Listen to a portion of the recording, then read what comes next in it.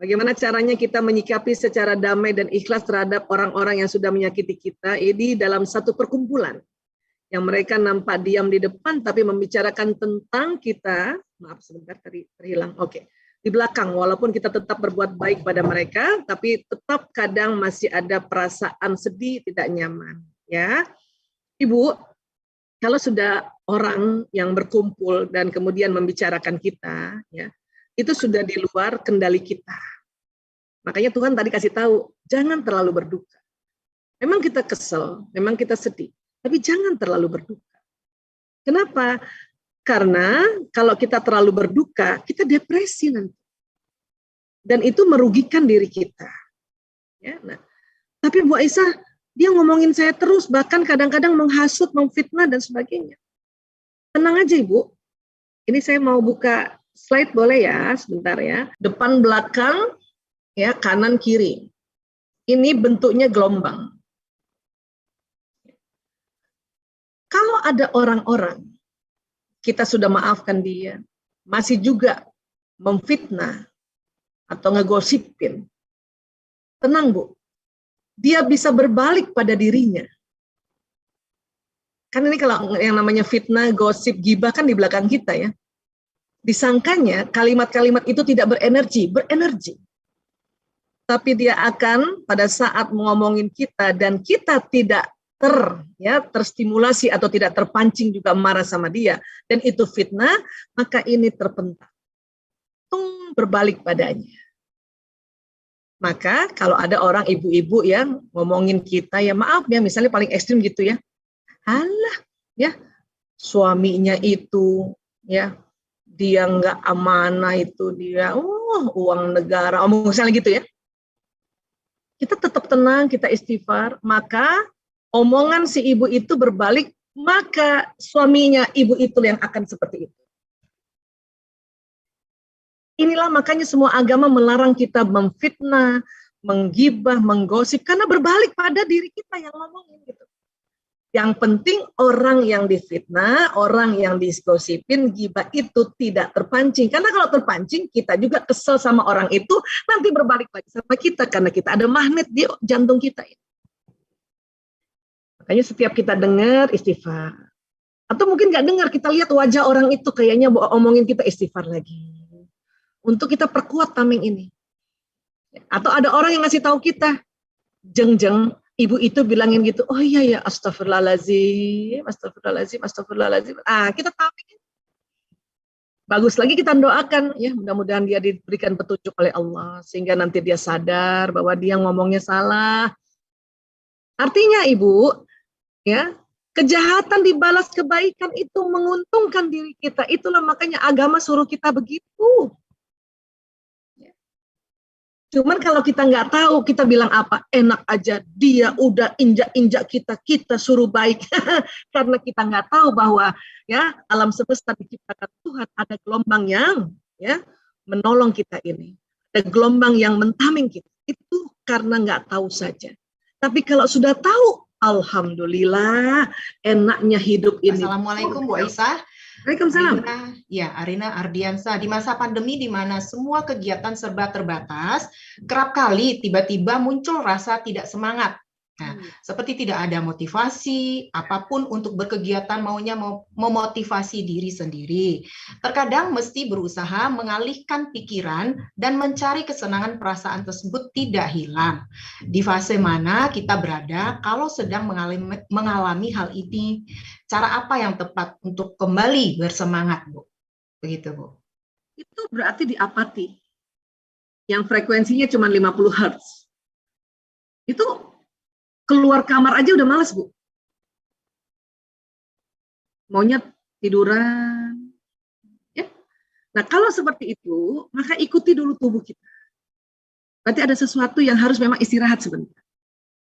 Terkadang kita tambah turun frekuensinya dikala kita juga tiba-tiba demam. Entah karena influenza atau karena ya kalau kita ada orang di mana pori-porinya itu sensitif. Dia keluar rumah sebentar aja, angin yang membawa debu itu masuk di mata, di hidung, apa udah bisa influenza, apalagi yang alergi. Ada rinitis kah, ada asma kah, bahkan bukan hanya debu yang membawa virus dan sebagainya, kesedihan orang di sekitar rumah kita yang kita lewati dia itu bisa keserap di badan kita. Itu yang bikin kita melorot, frekuensi kita capek. Makanya disupportnya dengan istirahat, minum, ya, itu yang paling penting. Makan kadang males, apalagi kalau ada virus. Kalau ibu misalnya sedang influenza kan, bahkan juga kena COVID, cuman maunya tidur aja sama minum, ikuti. Karena itu tubuh maunya kayak gitu. Jangan paksa makan. Karena kalau di awal-awal virus, bakteri, parasit ada di dalam tubuh kita dan kita terlalu banyak makan, dia dapat makanan. Si virus, bakteri, parasitnya ini dapat makanan. Orang-orang kan sudah bilang, ayo makan yang banyak, nanti dulu. Karena virus ini, ya, itu bagaikan benalu. Kalau di awal-awal sakit, dia masuk di tubuh kita dan kita ya maksa makan dan banyak makan, sebetulnya badan lagi belum mau, ini diambil oleh virus, makanya dia berjaya. Ikutin aja tubuh kita, maunya tidur sama minum, udah itu aja. Minum itu untuk mengeluarkan energi, membangkitkan ya polarisasi tadi agar ya energi kita naik gitu. Tidurlah. Tapi kan harus minum obat Bu Aisyah. Iya, tapi nggak usah makan yang berat-berat banget. Apa sih biskuit kah gitu? Atau kalau memang ada sakit mahnya, ya minum aja obat lambung aja dulu. Nanti ada di hari-hari kita sudah mulai enak makan, mungkin hari ketiga, keempat, nah barulah makan. Supaya si virus, bakteri itu tidak banyak menyerap. Dia sudah mulai mati karena ada imunitas tubuh, ada antibodi, dia sudah mulai mati. Jadi di hari ketiga, keempat dia nggak perlu makan kan?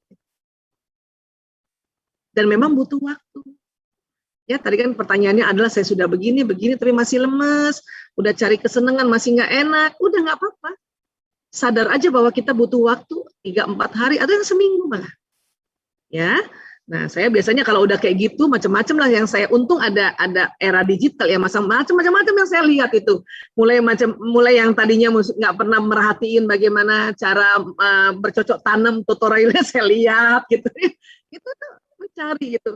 Yang tadinya ya nggak suka lihat apa ya cara orang bikin rumah kan sekarang tutorial kan ada ya, lihat itu gitu ya.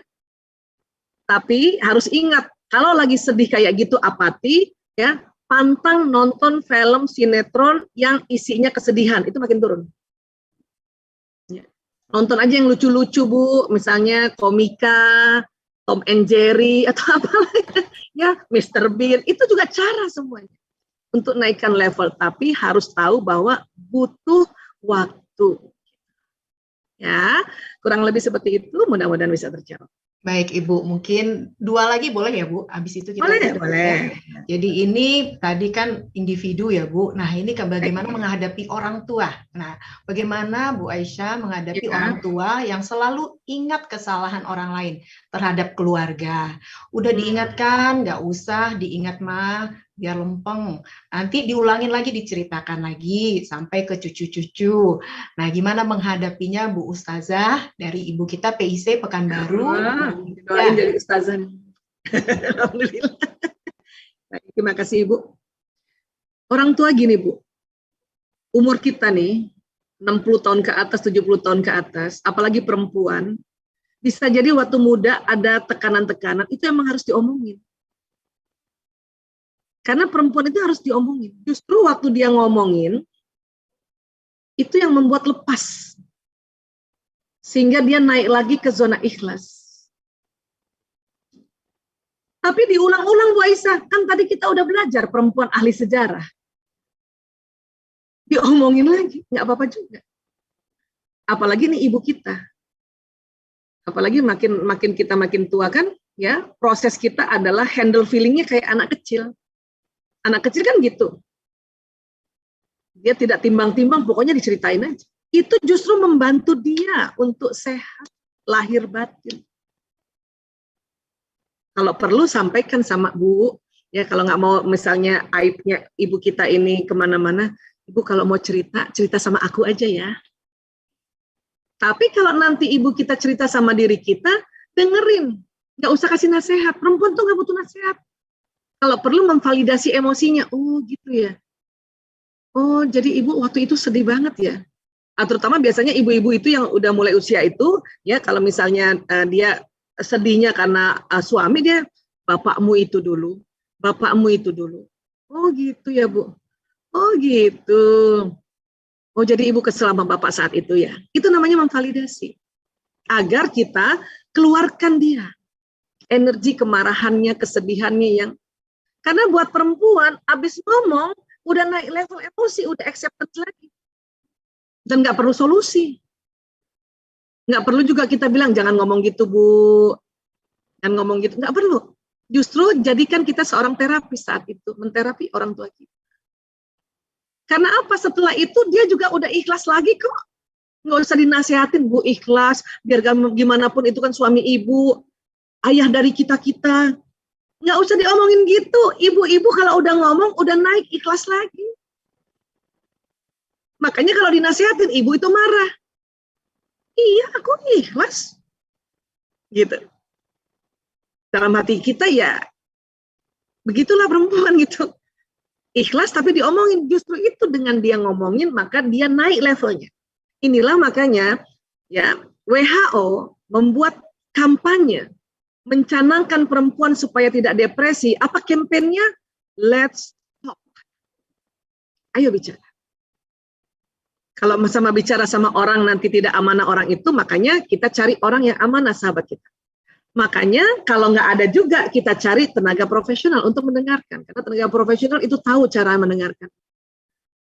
Dengerin aja. Kenapa? Karena buat perempuan, dia ngomong itu, dia menasihati dirinya. Gitu. Ya, jadi nggak apa. Sehingga insya Allah satu ketika memang sudah umurnya orang tua kita, dia pergi dengan sebuah ketenangan. Kan Bu Aisyah bilang tadi kalau dia kesel terus nanti ya sinyal itu ke orang itu. Iya, tapi kan lambat.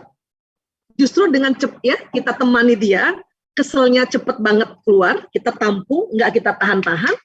Berikutnya adalah dia memaafkan. Ya sih, tapi sebetulnya bapakmu tuh baik.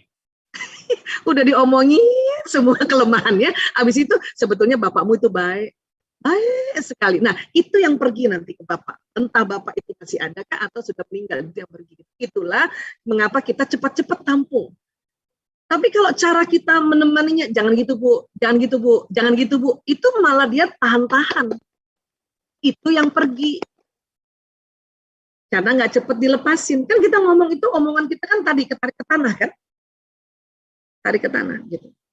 Nah, jadi inilah salah satu berbakti pada orang tua adalah menemani dia cerita. Itulah berbakti pada orang tua. Satu saat kita yang begitu, anak kita juga menemani. Tapi kalau orang tua kita curhat, kita marahin orang tua, anak kita dengar, waktu kita seperti itu, kita dimarahin anak kita. Ya? Iya. Barangkali juga orang tua suka mengulang berkali-kali ya Bu, sabar aja. Harus, apalagi perempuan, jangankan kita tua, perempuan kita masih muda aja kita ulang berkali-kali, apalagi soal suami. Makanya saya bilang sama suami, ayah, maaf ya, ini ahli sejarah, pokoknya denger aja, abis udah ngomong ini udah enak lagi kok perasaan aku. Udah gitu aja.